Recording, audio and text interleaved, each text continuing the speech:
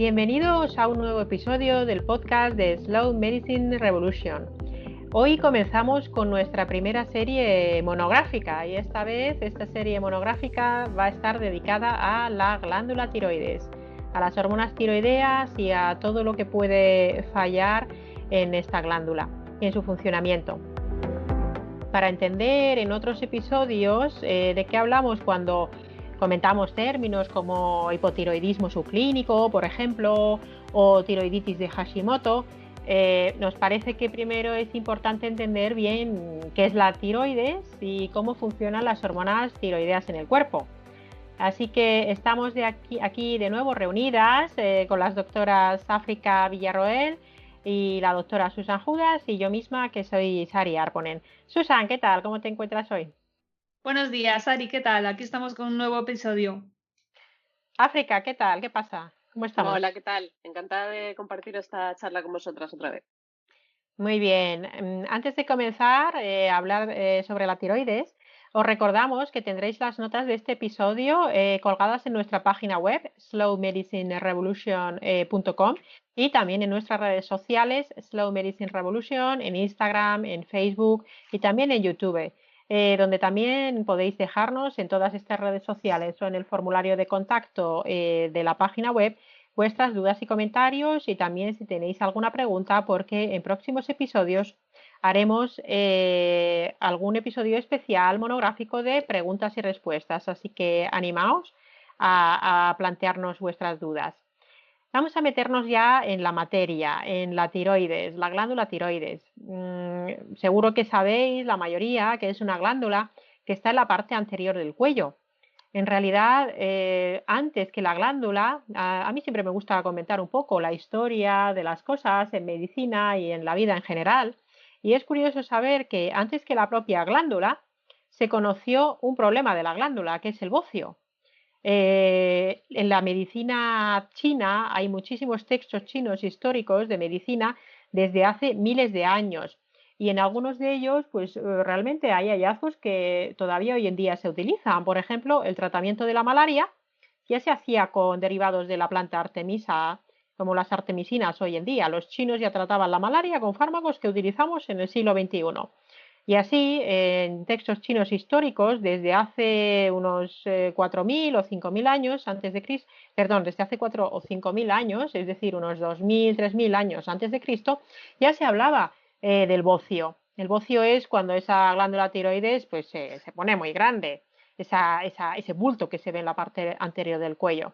Y era relativamente frecuente que hubiera personas con bocio. Y el hecho de que fuera frecuente, pues hizo que se describiera relativamente pronto esta condición. Y es curioso, y luego veremos por qué pasaba esto, pero utilizaban esponjas marinas y algas marinas usualmente quemadas para tratar el bocio ya desde hace miles de años. Posteriormente también en la medicina india, ayurvédica o en la medicina grecorromana clásica se hablaba de bocios y además ya se distinguían distintos tipos en función a que ese bocio pues fuera una glándula que funcionara de más o de menos o que tuviera quistes.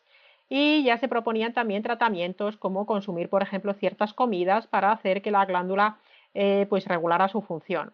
Y también Hipócrates y Platón ya hacían menciones a la glándula, aunque ellos pensaban que, bueno, que tenía algo que ver con lubricar el aire a su paso por las vías respiratorias. Pero realmente, claro, el bocio es una condición patológica y aunque está muy bien conocer la patología, también es interesante conocer la glándula en su funcionamiento normal, que es de lo que vamos a hablar hoy fundamentalmente. África, ¿nos podrías contar cosas de la tiroides?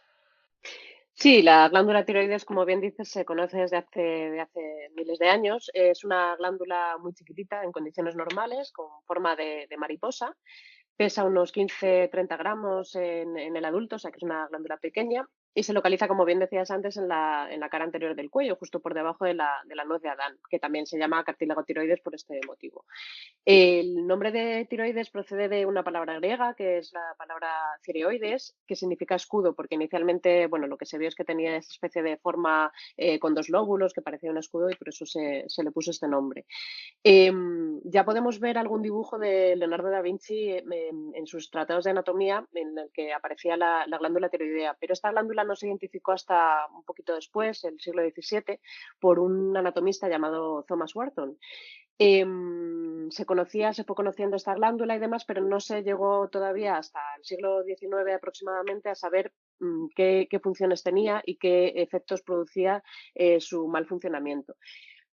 Aunque no se relacionó hasta este momento, hay dos cuadros muy significativos que eran bien conocidos desde hacía cientos de años, como son el cretinismo, que es un cuadro que se caracteriza por un retraso mental muy severo, por la aparición de bocio, de ese agrandamiento de la glándula tiroides del que hablabas antes, unos rasgos faciales muy característicos que aparecían sobre todo en niños, especialmente en niños que vivían en zonas de montaña, que no tenían acceso a pescados y alimentos ricos en yodo.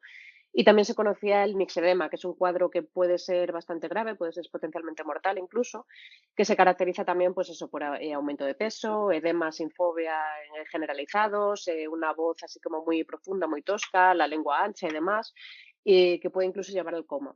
Todos estos cuadros se conocían antes, pero no fue hasta el siglo XIX que un cirujano llamado Kocher se dio cuenta que cuando había pacientes con bocio se les extirpaba la glándula tiroides, pues bien porque no respiraban bien o porque era extremadamente grande la glándula tiroidea, pues se dio cuenta de que cuando extirpaba la glándula de forma completa, cuando la tiroidectomía era total, la persona sufría un deterioro muy importante del estado general, que incluso le llevaba a la muerte, y aparecía un cuadro similar a este mixedema del que os hablaba antes. Mientras que si solamente extirpaba la mitad de la glándula y dejaba otra parte, pues la persona seguía viviendo con una calidad de vida un poquito peor que la anterior, pero seguía viviendo. Entonces ahí se dieron cuenta de que esta glándula podía tener funciones importantes a nivel vital. Más o menos por esa época, un poquito antes, se identificó la hormona tiroidea, la tiroxina, y se empezó a tratar a pacientes a los que se les había extirpado el bocio o a los pacientes que tenían cretinismo o que tenían mixedema con glándula tiroidea extraída del cerdo. Y se observaron mejorías espectaculares. Veían que perdían peso muy rápido, que mejoraba su calidad de vida, que se encontraban menos cansados. En fin, se dieron cuenta de que esa hormona era muy importante. La glándula tiroides, ya lo hemos adelantado, se dedica a producir hormonas tiroideas, está regulada por la glándula hipofisaria, que de esto hablamos más adelante, y es fundamental para un montón de funciones vitales. Cuando funciona bien, pues no nos damos cuenta de que está, pero cuando funciona mal, pues sí que nos podemos encontrar bastantes cuadros diferentes de los que vamos a hablar ahora. Qué chulo, África, sabes un montón de la historia de la tiroides. Lo de Koha o Kosher, no sabemos Mm. realmente si este suizo era alemanoparlante, germanoparlante o francoparlante, pues sería o Koha o Kosher. No sabemos Podemos exactamente. buscarlo. Me, Mm. me llama la atención porque recuerdo que hace muchos, muchos años leí en finlandés una vez una novela que hablaba sobre el Ujú. ayudante y aprendiz de cirujano de Koha. Y se enamoraba de una muchacha muy hermosa que siempre llevaba como una especie de este tipo de bufanda que es como una piel que te lo pones en el cuello. Y incluso cuando hacía calor y el chaval decía, bueno, y esta mujer qué guapa es, pero ¿para qué se pone esto con el calor que hace? Y claro, es que tenía un bocio gigante la chavala. Y entonces tenía ese bocio y cuando el bocio pues es muy, muy tremendo, puede incluso poner en riesgo la salud la vida de la persona porque puede comprometer la vía respiratoria. Y la novela pues habla sobre cómo en esas primeras cirugías que eran tremendas porque se producían muchas hemorragias, ¿verdad? En esas Eso primeras es. cirugías, ¿no? Ujú. Eran muy arriesgadas y la novela es interesante.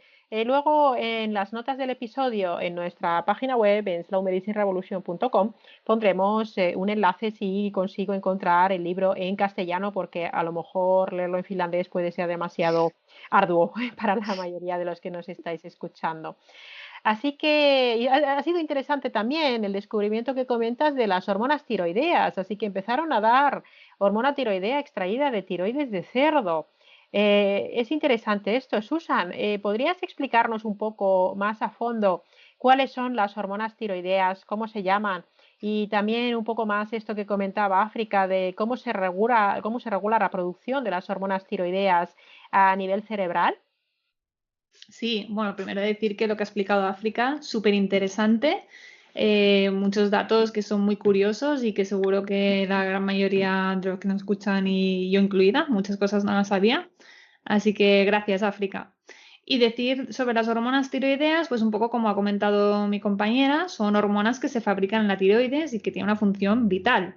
Es decir, que sin ellas es que directamente no podemos vivir. Tienen acción en prácticamente todo el organismo, pero una de las funciones más conocidas o las que podemos ver con más regularidad es el papel que tiene en el metabolismo. Cuando falla la tiroides, enseguida vemos, por ejemplo, alteraciones del peso. Y tienen un papel fundamental en el tema del neurodesarrollo. Y bueno, muchas y más funciones que más tarde comentaremos. Concretando, las hormonas tiroideas son pues, hormonas que fabrica la tiroides y encontramos la T3 y la T4 como las dos más importantes, aunque hay más hormonas que tienen menos relevancia clínica, por ejemplo la T0 y la T1. La T3 y la T4 son hormonas que viajan por la sangre y están unidas a otras proteínas, pero hacen acción cuando están libres, cuando están sueltas, porque esas son las que realmente son biodisponibles.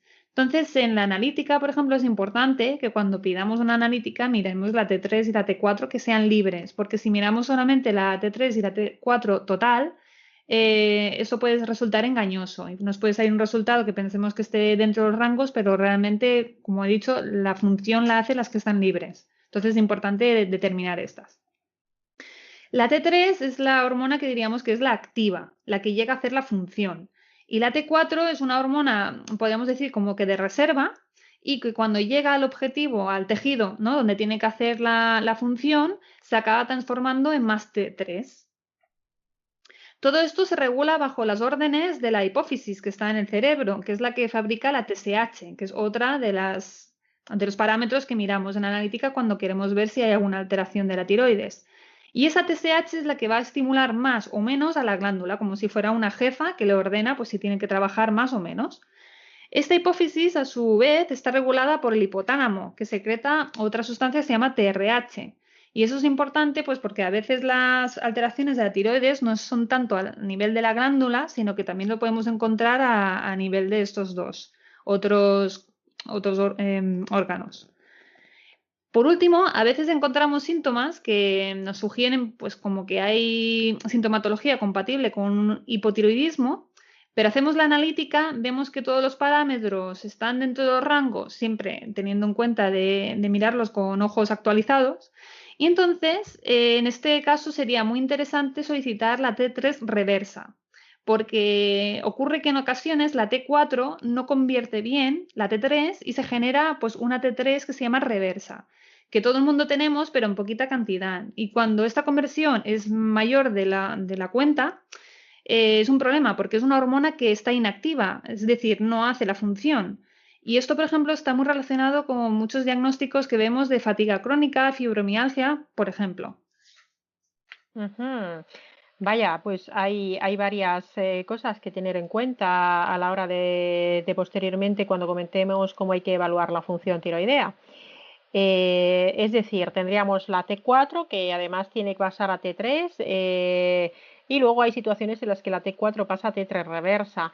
Esto en psiconeuroinmunología clínica lo estudiamos bastante, lo del tema de la T3 reversa. Es algo que, bueno, luego podemos comentarlo en la sección de las analíticas, pero muchas veces no se tiene en cuenta la importancia de la T3 reversa.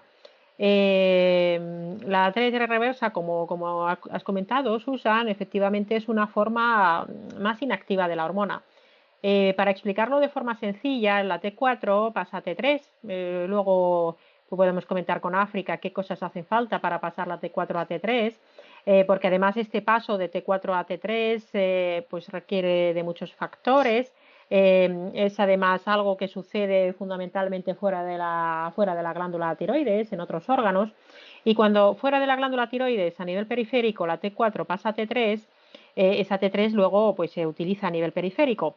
Pero hay situaciones en las que puede pasar que, por ejemplo, haya una situación de inflamación crónica de bajo grado o situaciones de infecciones crónicas o incluso agudas en las que el sistema inmunitario de alguna manera, digamos que le quiere robar la energía a otros órganos. Y para robarle la energía a otros órganos, esto siempre obviamente explicado de una forma muy coloquial, lo que hace es favorecer la fabricación de esa T3 reversa. ¿Por qué pasa esto? Pues la T3 lo que favorece son esos metabolismos, como decía Susan, estos metabolismos en la célula de dar permiso para gastar energía, pero sobre todo a nivel de las mitocondrias. Las mitocondrias son esas fábricas de energía celular. Y para fabricar energía en las mitocondrias tenemos metabolismos fundamentalmente aerobios, es decir, se utiliza oxígeno. Es un metabolismo eficiente, pero también es un metabolismo relativamente lento y es un metabolismo entre comillas limpio. En cambio, cuando se favorece por parte del sistema inmunitario la producción de esta T3 reversa, que es una hormona menos activa, más inactiva, lo que sucede es que se favorecen metabolismos en el citoplasma más que en las mitocondrias y son metabolismos que tienen tienen lugar sin presencia de oxígeno y son metabolismos más rápidos pero menos eficientes. Es decir, que por cada molécula de glucosa, por ejemplo, vamos a tener luego mucho menos ATP, que es la moneda de intercambio de energía en el organismo. Y además son metabolismos, entre comillas, siempre de forma muy coloquial, sucios, es decir, que se generan unos desechos, una sustancia de desecho que tiene que posteriormente limpiar la célula y que el propio sistema inmunitario puede utilizar para hacer aquello que quiere hacer, como puede ser, pues, por ejemplo, protegernos de la infección. Pero es fácil entender que si la T4 pasa demasiado a T3 reversa, sin que realmente en la analítica detectemos un hipotiroidismo, la persona a nivel periférico es como si tuviera un hipotiroidismo. Esto del trastorno de la conversión en general es poco conocido y en la mayoría de las veces no se suele evaluar en las analíticas. Lo comentaremos de todas formas luego. África, decimos entonces que para producir la T4 y que la T4 pase a T3 preferentemente, hacen falta muchos factores, ¿verdad? De nutrientes y una serie de sustancias que son imprescindibles. ¿Nos podrías explicar un poco qué factores son fundamentales y qué cosas tiene que tener en cuenta una persona que debe tener o que debe hacer o que debe comer para que realmente su tiroides funcione bien, que produzca su T4 y que luego esa T4 se transforme en T3? ¿Nos lo podrías comentar un poco? Sí, bueno, el mecanismo es un poco complejo, pero voy a tratar de, de simplificarlo un poco. La síntesis de hormonas tiroideas, ya habéis comentado que las más importantes son la T4 y la T3. Tiene lugar tanto en el tiroides como luego a nivel periférico, pues tiene lugar esa conversión de T4 en T3. Para que se produzcan hormonas tiroideas hay dos elementos fundamentales. Por un lado, la tiroglobulina, que es una proteína que está en las células tiroideas, a partir de la cual se escinde o aparece una serie de aminoácidos que se llama L-tirosina. Y a esta L-tirosina hay que incorporar un elemento fundamental que es el yodo. Necesitamos yodo para formar hormonas tiroideas. Las hormonas T1, T2, T3 y T4 se llaman así en función del número de átomos de yodo que contiene cada una. Y es muy importante para que ese yodo forme parte se acople a la tirosina y aparezcan las hormonas tiroideas o se generen las hormonas tiroideas, una enzima que se llama tiroperoxidasa, que es la que oxida el yodo de yodo iónico a yodo atómico y permite que se incorpore a los residuos de tiroxina y aparezcan las hormonas tiroideas. O sea que el primer micronutriente fundamental que necesitamos para disponer de hormonas tiroideas es el yodo. El yodo es un mineral imprescindible, no solamente para la formación de hormonas tiroideas, también para otras funciones, pero sobre todo para ello. Muchas veces hablamos de yodo, de si conviene comer yodo, no tomar yodo, exceso de yodo a la hora del metabolismo de las hormonas tiroideas. Bueno, hay que tomar yodo, pero en la cantidad suficiente. Hay una serie de requerimientos que pueden aumentar en ciertas situaciones, como el embarazo, la lactancia y demás, pero es importante consumir el yodo preciso, ni un exceso ni un defecto. Tanto lo uno como lo otro puede llevar a disfunciones tiroideas.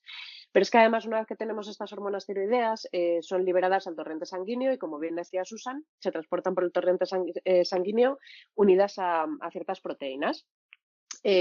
Cuando son necesarias en ciertas zonas, pues se liberan de esas proteínas y aparece la T4 libre y la T3 libre.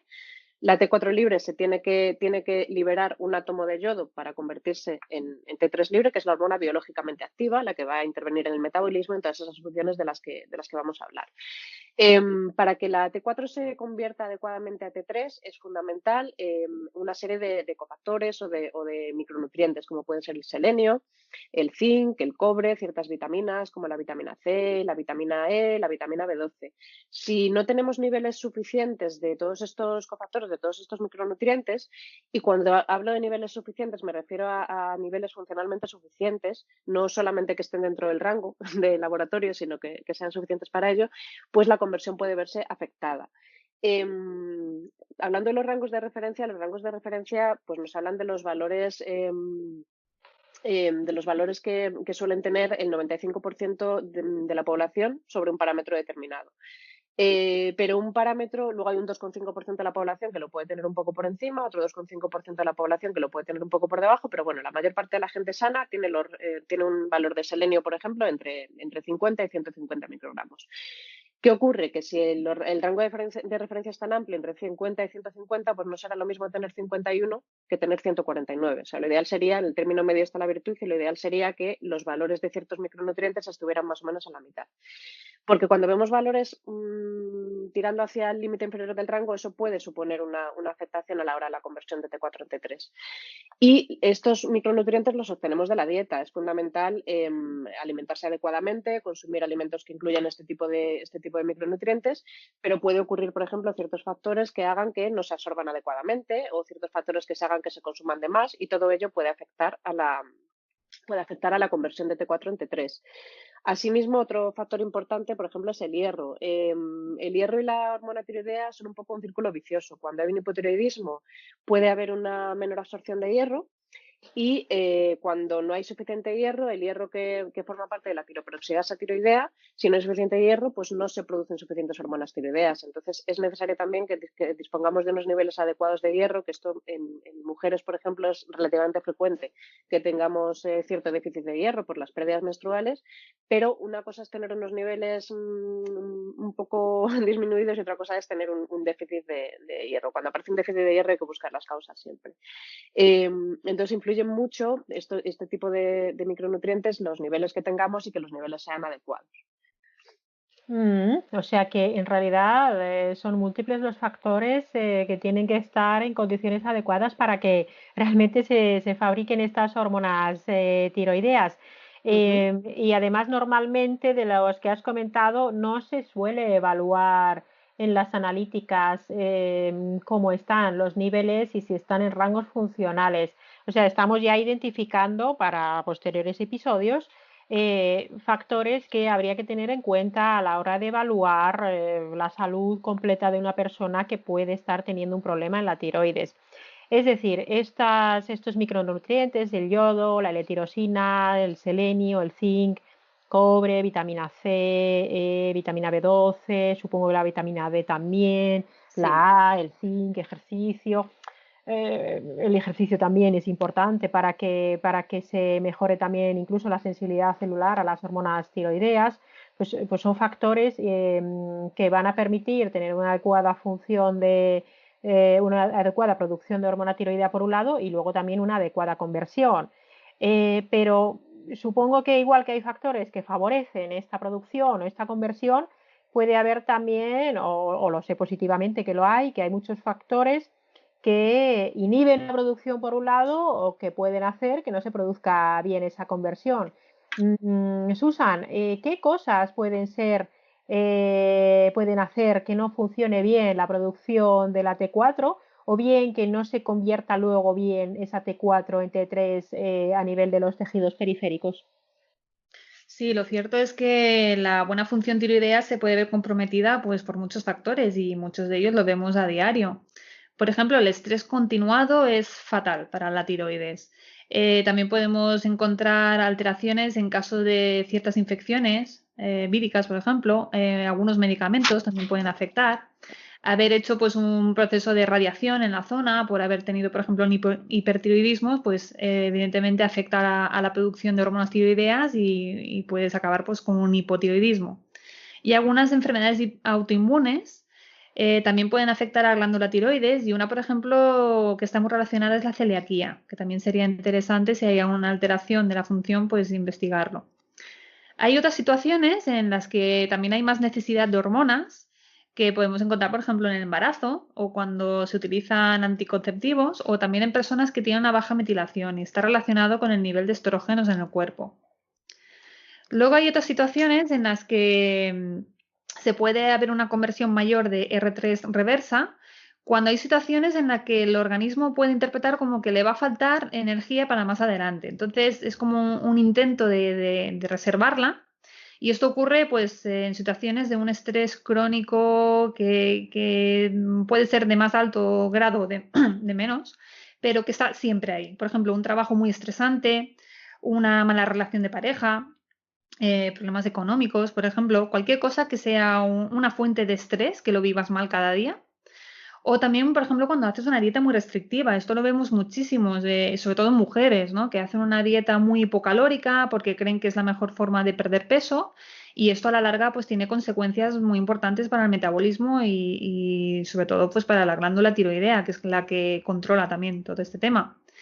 Y como he comentado antes, pues también otras infecciones o problemas renales o hepáticos graves, pues también pueden haber un compromiso de esta glándula. El tema del estrés, pues es muy común en nuestra sociedad. Estamos sometidos a estrés pues, por todos lados, ¿no?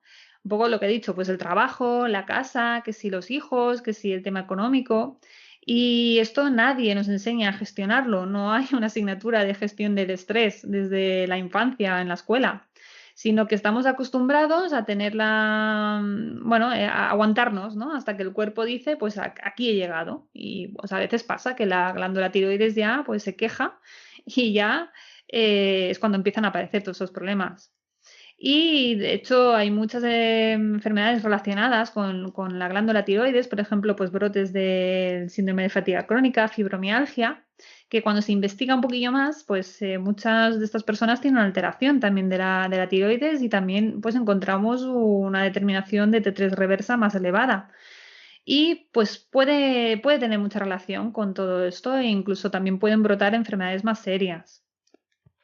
Susan, me estás diciendo, y África está sintiendo, me estáis diciendo que una persona que tiene una hipoteca, que tiene que pasar por unos atascos tremendos para llegar a su trabajo, que está agobiado porque a lo mejor ha tenido que hacer enseñanza ahora en casa con el tema del coronavirus a sus hijos porque no han podido ir al colegio y que además duerme 5 horas, no puede hacer ejercicio y come comida basura, que con eso podría tener un problema de tiroides.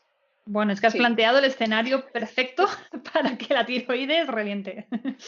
Así es, así es. Bueno, pues seguramente mucha gente se pueda haber identificado porque hacer hoy en día una vida ideal y saludable puede ser relativamente sencilla. Tendremos que dar soluciones para esto porque, claro, si planteamos el problema pero luego no planteamos soluciones, nos quedaremos cortos. Las soluciones vendrán también. Bueno, no hay que olvidar la relación entre el cuerpo y la mente, ¿no? Sobre todo en la psiconeuroinmunología, esto se estudia muy bien. A Sí, veces, desde luego. ¿no? En la medicina más convencional, pues parece que siempre la mente queda como en segundo plano, pero bueno, se sabe porque hay muchísimos estudios clínicos que lo demuestran y bueno, la experiencia clínica, desde luego, es imbatible. Es que al cerebro le da igual realmente de dónde viene el estrés y el estrés de tipo psicoemocional está demostradísimo científicamente que da problemas a múltiples niveles, desde cómo es la percepción del dolor hasta el funcionamiento de múltiples ejes neuroendocrinos. Desde luego, otra cosa, por ejemplo, los ritmos circadianos. Yo me acordaré siempre, una vez estaba saliente de una guardia, ya sabéis, una guardia de, bueno, pues de 24 horas. Poco sueño esa noche, desde luego, y por la mañana pues se me ocurrió sacarme una analítica porque alguna cosa me tendría que mirar y me salió una TSH como de 6 y dije, pero bueno, ¿qué me ha pasado? Si yo nunca he tenido problemas de tiroides. Y entonces me la volví a repetir y me di cuenta de que el estado que tenemos saliente de guardia o después de un turno de noche que estás ahí como hecho polvo, pero nervioso.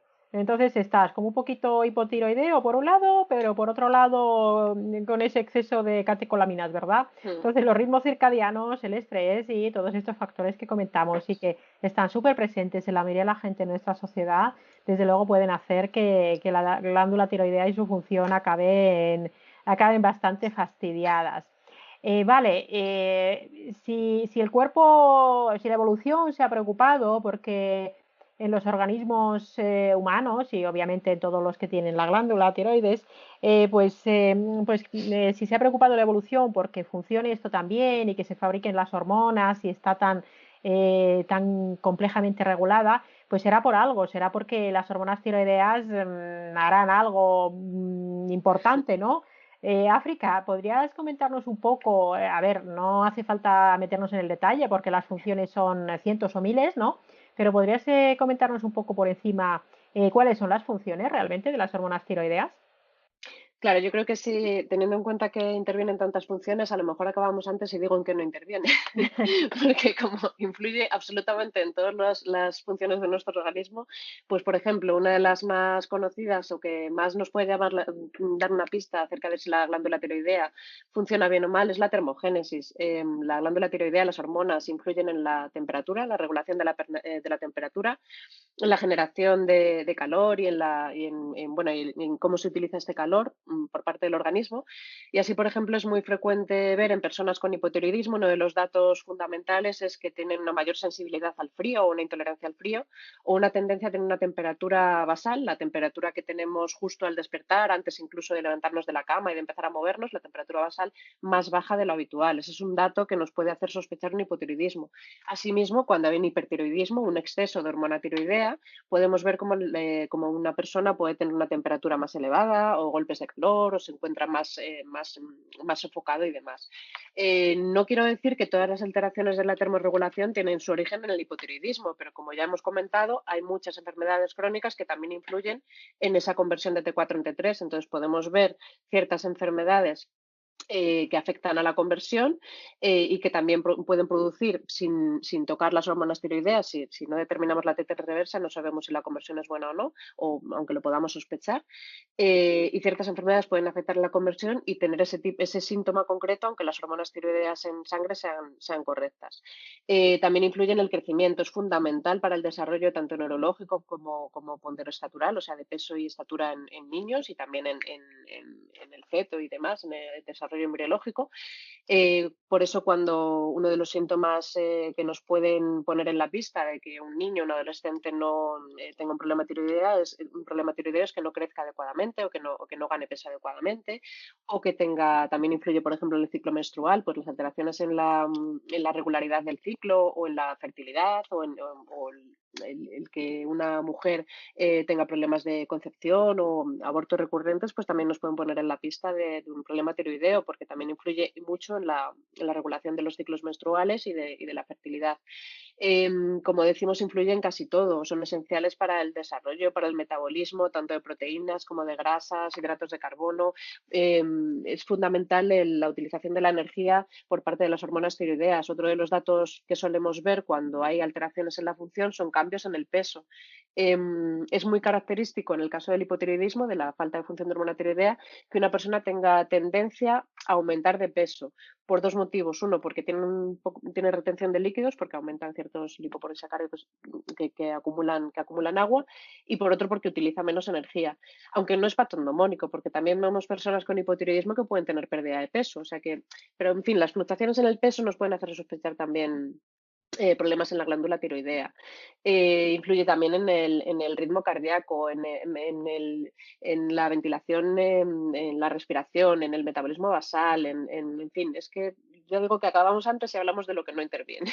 Vale, ¿en dónde no interviene? ¿Se te ocurre algo? Efectivamente, pues es que ahora mismo no se me ocurre nada, si te digo la verdad. Influye también en el crecimiento del cabello, en la absorción de micronutrientes. Es que, claro, ya digo que prácticamente cualquier síntoma que nos podamos imaginar podría tener relación de forma directa o indirecta con la función tiroidea. Claro, o sea que fundamentalmente la termogénesis, es decir, Mm, la regulación y la producción de calor y regulación de temperatura por ujú, un lado, todo el metabolismo, tanto energético como a nivel de proteínas, lípidos, etcétera, y luego en regular la función y el crecimiento de muchos órganos. Hay una cosa que nos comentaban en PNI, y esto mucha gente no lo sabe, y es la importancia de la función nocturna de la hormona tiroidea, de las hormonas tiroideas, porque claro, evolutivamente, ya sabéis que me gusta mucho la medicina evolutiva, evolutivamente cuando vivíamos en el Paleolítico, pues por la noche hacía frío aquí, en el Ecuador y donde estuviéramos. Y claro, hasta que existió el fuego, incluso luego cuando existió el fuego, pues por la noche había que mantener la temperatura corporal. Y en unas situaciones en las que no existían las casas, ni existían las ropas, las mantas, desde luego las mantas térmicas, la calefacción, etcétera.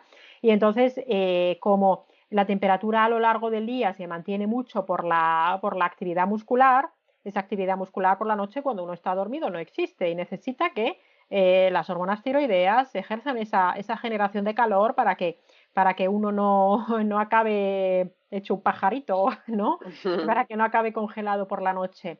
Y es por eso por lo que desde luego tiene incluso sentido dormir en una habitación bien ventilada y más bien fresquita, porque es darle sentido y darle a la glándula tiroidea pues ese estímulo para que haga lo que tiene que hacer, que es favorecer la generación de calor por la noche.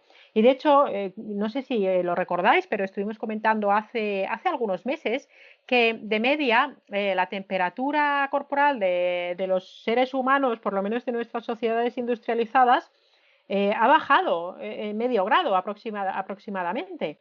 Y obviamente hay varios factores para esto, pero uno de los factores probablemente sea el hecho de que tenemos a la glándula tiroidea un poco maltratada de forma generalizada en nuestras sociedades. Y por eso la gente que es friolera, pues quizá lo que tiene que hacer es empezar a pasar un poquito de frío. Lo dejamos como un apunte para más adelante porque esto ya lo hablaremos cuando demos soluciones para recuperar la función tiroidea. Pero vaya, que las hormonas tiroideas son súper importantes.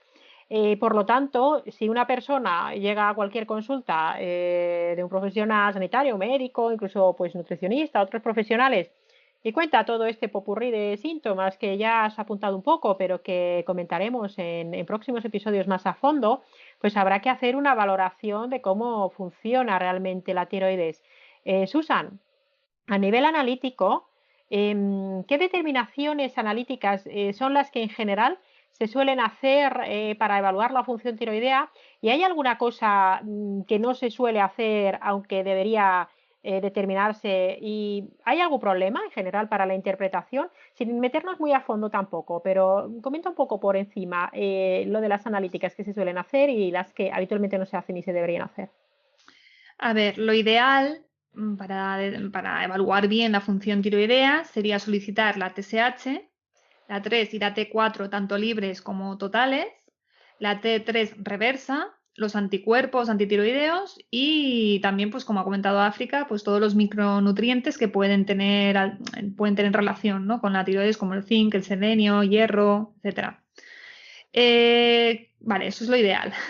Habitualmente, ¿qué es lo que se pide? Pues habitualmente se pide la TSH y la T4 solamente, pero como mínimo creo que sería interesante pedir la TSH, la T4 y la T3 libre. Y si no se pueden pedir los anticuerpos, pues si está alguno de estos parámetros ligeramente alterado, aunque se considere subclínico, pues sí que miraría los anticuerpos para ver si estamos hablando de una alteración que es autoinmune o no. Aquí hablar de lo del subclínico, sin meterme mucho, decir que el rango funcional de la TSH no es el que marca el laboratorio, porque ya ha explicado antes África lo que pasa con los parámetros, ¿no? El laboratorio suele más o menos decir que lo normal es hasta 4,2 y los protocolos dicen que lo normal es la TSH hasta incluso 10, aunque algunos protocolos ya dicen 5. ¿Aquí qué ocurre? Pues que se sabe por otros estudios que el 95% de la población eutiroidea, es decir, la persona que es sana, que no tiene ninguna alteración de la tiroides, tiene la TSH por debajo de 2,5 y que el 98%, o sea, si ampliamos un poquito más, lo tienen por debajo de 3,5. Así que si se supera esas cifras, pues hombre, yo creo que hay que tenerlo en cuenta, ¿no? Y más si la persona pues tiene sintomatología compatible, que si tiene sintomatología compatible yo ya no lo clasificaría como subclínico, porque subclínico quiere decir que hay una alteración pero que no da manifestaciones clínicas. Bueno, ahí podríamos hablar también otro día porque es un tema que da, yo creo que para un capítulo entero.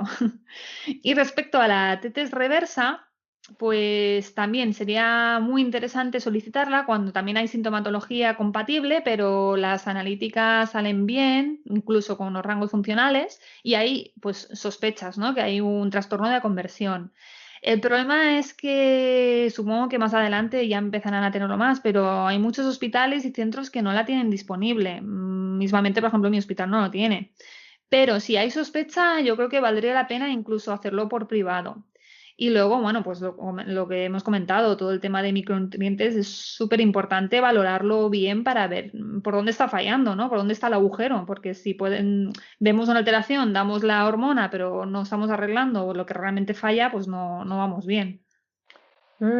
Pues sí, esto da para mucho. Hablaremos en otro episodio de la TSH, de lo que es el hipotiroidismo franco y lo que llaman el subclínico, si es que este concepto realmente podemos considerar que existe, y nos meteremos en ello de lleno porque es algo que no está muy claro para mucha gente. Luego sobre la T3 reversa, desde luego hay que tener en cuenta también que no se pueden interpretar, como dices, Susan, o como ha dicho África antes, en cuanto a los rangos, sino que hay que tener en cuenta más bien rangos funcionales y luego también la relación, ese cociente entre la tetra libre y la tetra reversa, más que los números absolutos. Además de la analítica, África, como endocrino, especialista en endocrinología, médico especialista en endocrinología, de forma muy breve, ¿qué otras pruebas pueden ser interesantes o qué sueles pedir tú en personas que ya tienen un problema franco de tiroides? Bueno, aparte de las pruebas analíticas y complementarias y demás, lo fundamental es hacer una exploración de anamnesis, que yo creo que esto estamos todas de acuerdo, ¿no? En la exploración, una de las cosas que solemos mirar, aparte de la temperatura, si la piel está seca, si hay algún tipo de alteración en el cabello, etcétera, etcétera, o incluso el tono de la piel, porque en personas con hipotiroidismo, por ejemplo, tiende a haber una tonalidad un poco anaranjada en las palmas, una carotinemia. Pues una de las cosas que solemos hacer siempre o que deberíamos hacer siempre es tocar el cuello. ¿Qué ocurre? Que cuando tocamos el cuello, una persona que está muy acostumbrada a tocar tiroides o que tiene unas manos muy sensibles, pues es capaz de detectar alteraciones en la glándula tiroides, tanto de tamaño como de consistencia y demás. Es capaz de detectar nódulos de hasta 1 centímetro, un poco menos, pero hay ciertas cosas que la mano no puede palpar. Entonces, a mí una de las pruebas que me parece bastante importante cuando detectamos una alteración en la función tiroidea o cuando sospechamos pues que hay algún nódulo o lo que sea por palpación, es la ecografía tiroidea. La ecografía tiroidea es una prueba no invasiva, es una prueba relativamente barata y accesible, que se puede solicitar incluso desde atención primaria y demás, y que nos puede aportar muchísima información, por lo que digo, porque las manos, pues bueno, llegan hasta donde llegan y nos pueden dar mucha información, pero la ecografía, por ejemplo, nos puede facilitar datos acerca del tamaño de la glándula tiroides, de su ecogenicidad, porque en función de sus características ecogénicas, si es más clara, si es más oscura, podemos sospechar un problema autoinmune, incluso aunque no hayamos pedido anticuerpos antitiroideos en la analítica. Podemos ver si hay nódulos más grandes, más pequeños. Cuando los nódulos son muy pequeños o cuando están muy metidos hacia adentro o hacia el tórax, pues a veces no los tocamos. Y es importante ver las características de los nódulos, que es una patología bastante frecuente en la población. De hecho, si en series de autopsias, pues se ha visto que incluso hasta el 70-75% de personas tenían nódulos y no lo sabían, porque habitualmente son benignos, habitualmente son pequeños y no suelen dar problemas, y si no se buscan muchas veces no se encuentran, si no son muy grandes. Otra prueba importante, aunque creo que cada vez se realiza menos, es la gamografía tiroidea. La gamografía tiroidea es una prueba funcional. Nos va a hablar de la captación de la glándula tiroidea de ciertos radionúclidos, y cuando capta mucho podemos sospechar que está hiperfuncionando, que está funcionando además. Cuando capta poco, pues puede hablarnos de que funciona menos o de que está inflamada. O sea, hay que saber interpretarla. Puede ser útil a la hora de interpretar los nódulos tiroideos, por ejemplo. Un nódulo tiroideo que no capta el radionúclido, pues bueno, hay que observarlo con mayor frecuencia. Un nódulo tiroideo que capta mucho en la gamografía, pues en la gran mayoría de los casos es benigno, o sea que nos puede aportar también información en ese sentido. Cuando vemos nódulos, una de las pruebas complementarias más importantes es la punción aspiración por aguja fina, perdón, la PAZ.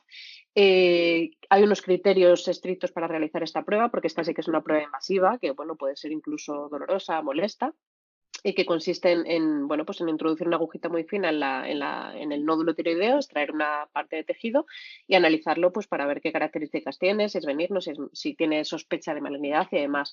No es una prueba 100% sensible y específica, tiene sus fallos, pero nos aporta mucha información. Entonces, en el estudio de ciertos nódulos, cuando tienen ciertas características, que eso es algo que tiene que valorar un especialista, pues se puede solicitar esta prueba que nos puede aportar mucha información. Otra prueba que no se realiza habitualmente y que a mí me parece interesante en algunos casos es la determinación de la cantidad de yodo en orina de 24 horas o en orina de primera micción. Hablaba antes de la importancia del yodo. El yodo, como decía, es fundamental para la formación de hormonas tiroideas.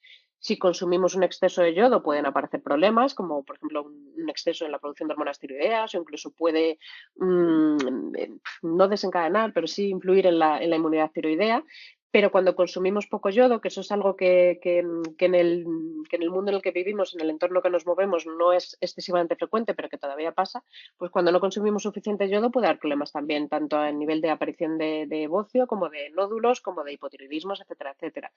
Es una prueba, como digo, que no suele solicitarse, pero que sí que el momento en el que más frecuentemente se solicita es durante la gestación, porque durante la gestación es fundamental que la cantidad de yodo que consume la mujer embarazada sea adecuada y supla los requerimientos. Entonces, es una prueba que yo creo que sí que tiene su sentido y que creo que no se hace todo lo que se debería. Guay, ya, pues sí que hay pruebas. De todas formas, no animamos a nadie a que se haga estas pruebas, sino obviamente pues una Ujú. valoración por un profesional sanitario, evidentemente un médico que sepa de esto, porque hacerse pruebas por su cuenta, pues al final, si no están las pruebas dirigidas y hay algún hallazgo incidental, a veces puede dar más problemas que beneficios. Pero sí, sí, está claro que hay mucho más que determinar solamente la TSH. Ya para acabar, de forma muy brevísima, para dar paso un poco a los temas que pueden resultar de interés para los próximos episodios de esta primera serie monográfica de Slow Medicine Revolution, Susan, en atención primaria, que es tu campo, ¿cuál suele ser la problemática más frecuente de las personas que se ven en atención primaria y que tienen problemática con tiroides? Simplemente decirlas, mencionarlas. Sí, lo más habitual es que, claro, como la atención primaria es la puerta de entrada, ¿no?, de la sanidad, pues que las personas vengan sin diagnóstico, vienen pues con su sintomatología que es compatible y cuando le haces la determinación, pues lo más frecuente es que sea un hipotiroidismo y que sea más habitual, pues lo que clasificamos como esto, ¿no?, que decimos, si existe o no, el hipotiroidismo subclínico. Cuando ya miramos los anticuerpos o incluso ya cuando evoluciona un poco más, pues lo más frecuente es que lo clasificamos como un Hashimoto, que sería el hipotiroidismo autoinmune. Ujú. O sea, esto sería lo más frecuente de lo que se ve en atención primaria. Sí, son las Em, dos. sí, también yo como internista o PNI, pues al final es lo que más acabo viendo.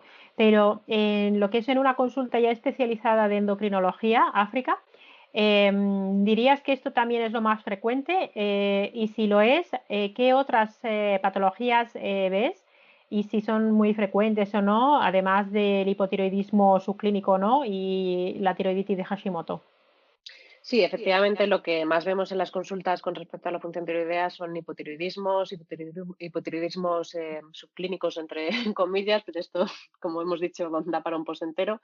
Pero luego hay otros problemas que vemos con menos frecuencia, pues porque son menos frecuentes por estadística, como puede ser el hipertiroidismo, o sea, el exceso de producción de hormonas tiroideas, que en nuestro medio el más frecuente también es el hipertiroidismo de origen autoinmune. De autoinmunidad hablaremos, creo que deberíamos también dedicar un podcast entero al origen autoinmune de las alteraciones tiroideas.